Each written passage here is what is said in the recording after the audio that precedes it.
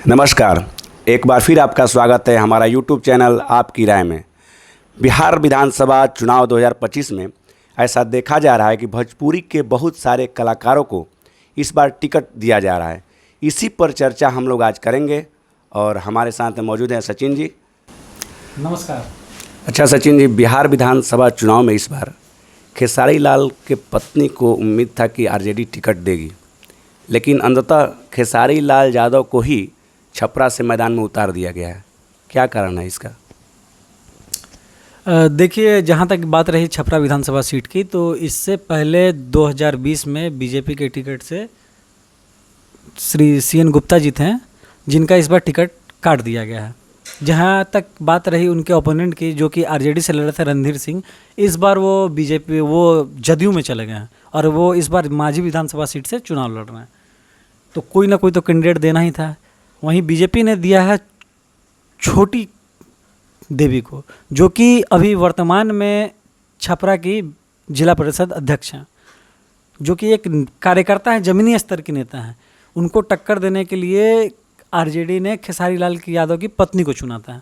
लेकिन इसमें एक राज छुपा हुआ था। राज ये था कि खेसारी लाल यादव नहीं चाह रहे थे कि वो जो इस प्रकार से फिल्मों में अपना किरदार निभाते हैं, कुछ गाना भी उन्होंने गाया है, इसको लेकर विवाद हो। जैसा कि हमने देखा था कि पिछले लोकसभा चुनाव में शत्रुघ्न सिन्हा के खिलाफ पवन सिंह को उतारने से पहले, मैदान में उतरने से पहले ही उन पे इतनी आलोचनाएं हो गई कि उनको खुद ही नाम वापस लेना पड़ गया। तो वो नहीं चाहते थे। फिर भी परिस्थिति इस प्रकार बनी कि आरजेडी की तरफ से दबाव बनाए, नहीं आप ही लड़िए। तो अंततः उन्होंने स्वीकार किया और आज उन्होंने नामांकन भी दाखिल कर दिया है और उम्मीदवार वही हैं। जिस तरह से इस बार बिहार विधानसभा चुनाव में भोजपुरी के कलाकारों को, खास करके जो फेमस चेहरे हैं, उनको टिकट दिया जा रहा है, ठीक है, उनके द्वारा जो गाने गाए गए हैं या उनके द्वारा जो फिल्मों में एक्टिंग की गई है या उनके निजी जीवन में जो भी कुछ चल रहा है, उसका प्रचार प्रसार में उनके विरुद्ध यूज किया जाएगा क्या? जी बिल्कुल, जैसा आपने बोला, ये तो होना ही है। जो भी स्थानीय कलाकार इस चुनाव में भागीदारी निभा रहे हैं, जैसे कि आपको मालूम है खेसारी लाल यादव छपरा से लड़ रहे हैं, करगहर सीट से रितेश पांडे लड़ रहे हैं, मैथिली ठाकुर लड़ रही हैं अलीनगर सीट से, सीमा सिंह भी मड़ौड़ा छपरा से लड़ रहे हैं एलजेपी के टिकट से। तो देखिए, कहीं ना कहीं जो उनके खिलाफ जो भी प्रत्याशी होंगे, वो इस बार का जिक्र जरूर करेंगे कि उन्होंने ऐसा गाना गाया है, इनका निजी जीवन ये है, ये कभी स्थानीय कार्यकर्ता नहीं रहे हैं, डायरेक्ट लॉन्चिंग हुई है इनकी। इन तमाम बातों से उनको गुजरना पड़ेगा।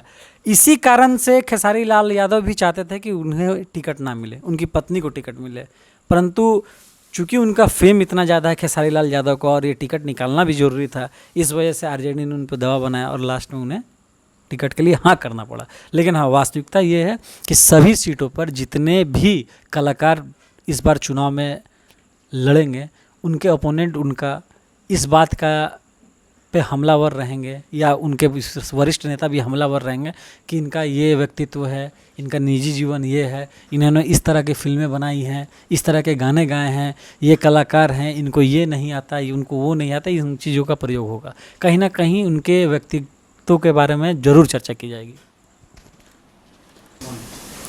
अच्छा, ऐसा देखा गया था कि जब पवन सिंह लोकसभा चुनाव लड़ रहे थे, उस समय खेसारी लाल यादव और उनके पिताजी प्रचार करने के लिए आए हुए थे।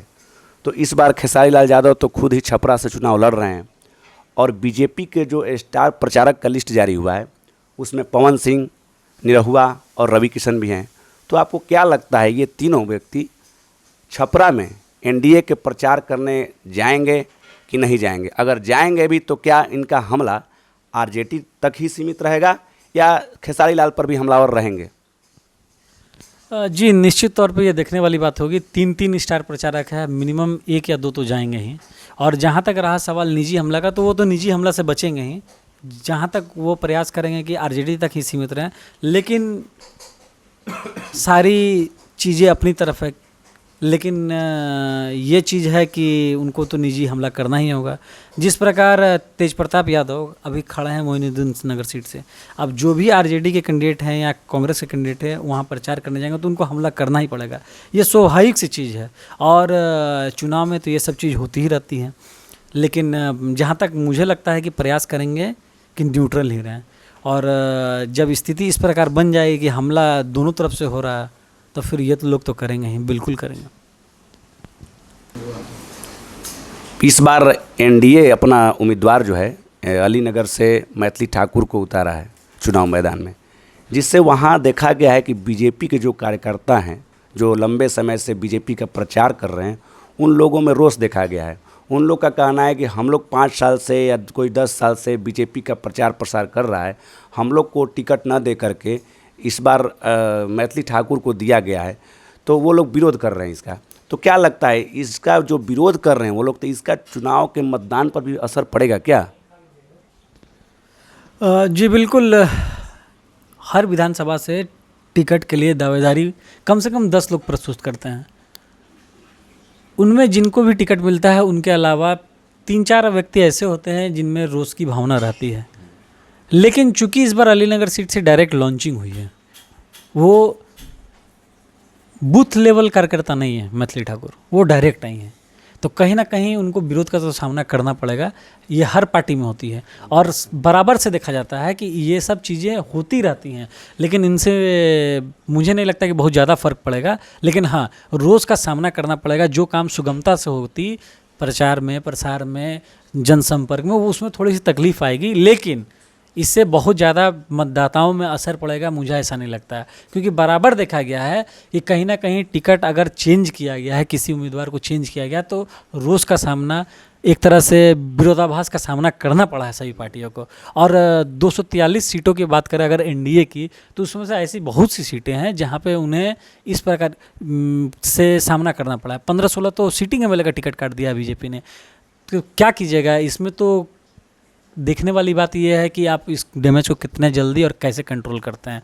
अगर बीजेपी चाहती कि नहीं काफ़ी में, क्योंकि देखिए स्टार जो भी लाए जाते हैं डायरेक्ट लॉन्चिंग के, उनसे काफ़ी काम भी लिया जाता है। उनके सभी, ऐसा नहीं केवल आप अपने चुनाव क्षेत्र में ही रहिए, बाकी चुनाव क्षेत्रों में भी उनका प्रयोग कराया जाए जी, तो उनके लिए बहुत प्रयास किया जाएगा। उनके लिए काफ़ी सभाएं की जाएंगी, हो सके वहाँ मोदी जी भी आएँ, जिसका असर पड़ेगा और ये सब बातें फिर निराधार हो जाएंगी।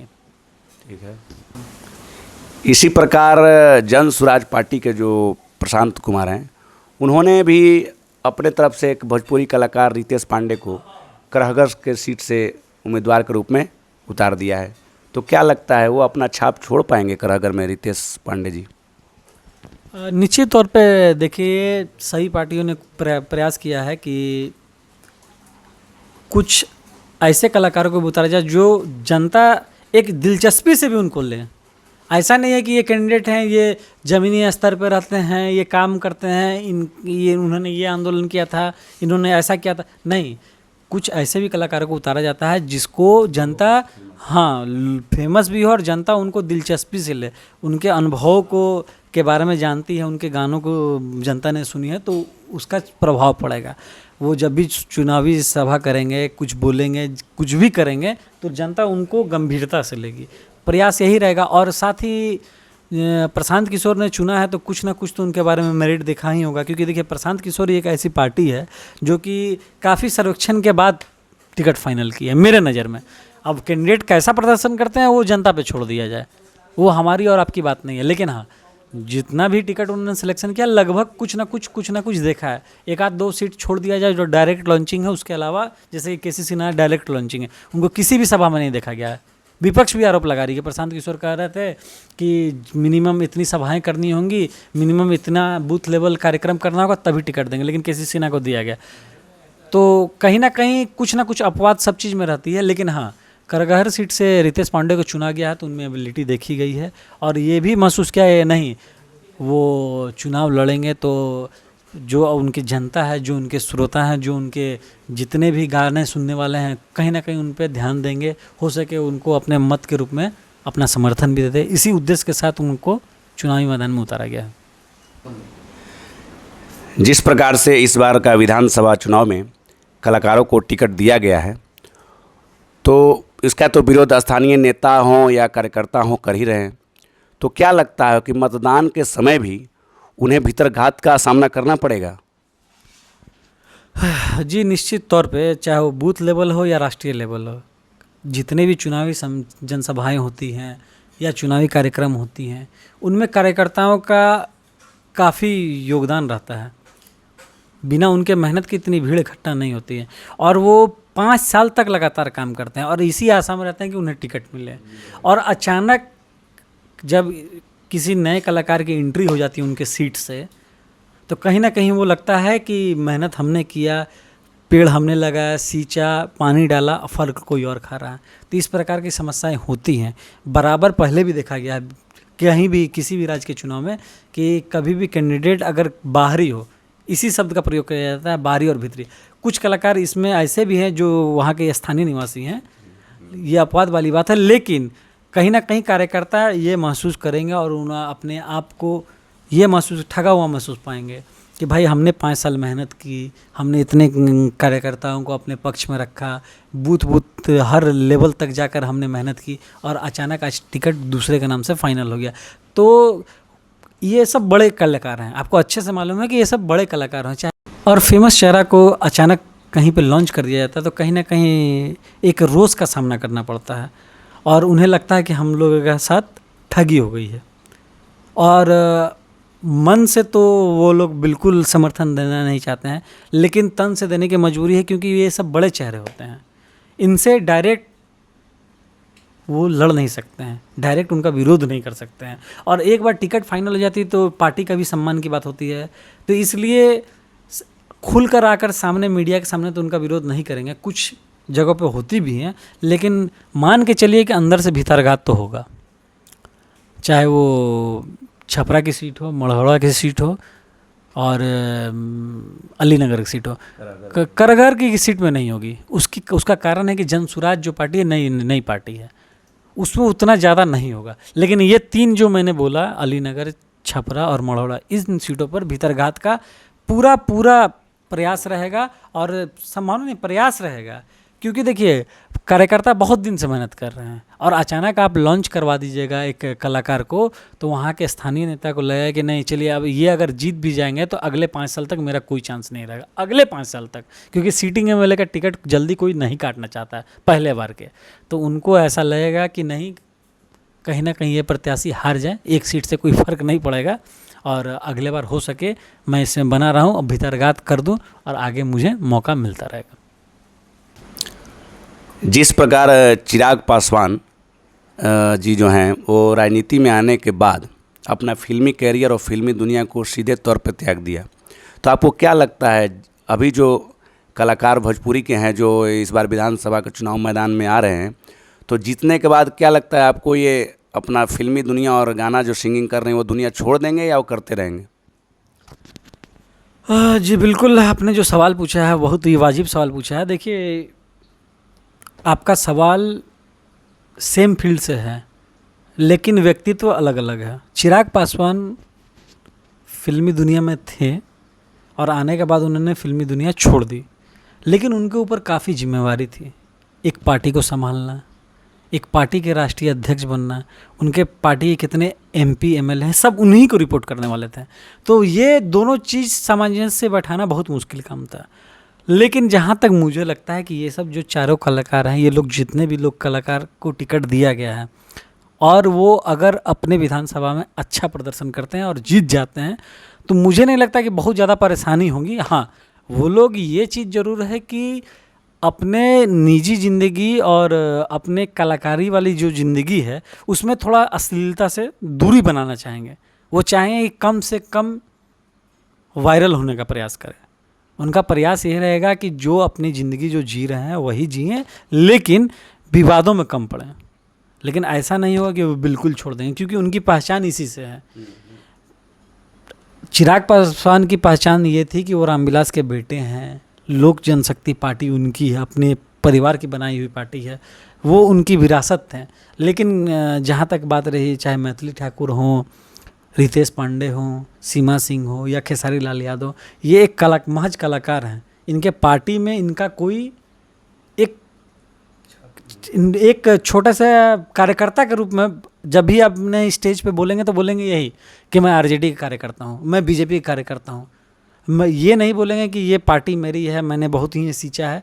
तो मुझे नहीं लगता है कि उनका प्रयास ये रहेगा कि मैं छोड़ दूँ। हाँ, विवादों से वो बिल्कुल चाहेंगे कि दूरी बना कर रखें और राजनीति में धीरे धीरे अपने आप को और स्थापित करने का प्रयास करेंगे कि आगे आने वाले अगले चुनाव में उनकी राजनीति की ज़्यादा चर्चा हो, उनके करियर की चर्चा कम हो। जैसा कि आपने देखा होगा कि मनोज तिवारी हो चाहे रवि किशन हो, फिल्मी दुनिया में अभी भी हैं। ऐसा नहीं है कि उन्होंने पूरा अपना लाइफ छोड़ दिया है, लेकिन आने के बाद उन्होंने कहीं ना कहीं अपने आप को स्थापित किया कि मैं फुल टाइम राजनीतिक करता हूँ और पार्ट टाइम फिल्मी दुनिया से जुड़ा हूँ। सेम यही कॉन्सेप्ट इन लोगों के साथ भी लागू होगा और ये प्रयास करेंगे कि अपनी छवि सुधारें, जनता के बीच में जाएं, जनता का बात सुने। क्योंकि देखिए, इन लोगों के पास फेम है, फेम की इनकी आवश्यकता नहीं है, इनको आवश्यकता है एक प्लेटफॉर्म की। इनको प्लेटफॉर्म मिल जाएगा तो उस प्लेटफॉर्म का उपयोग करके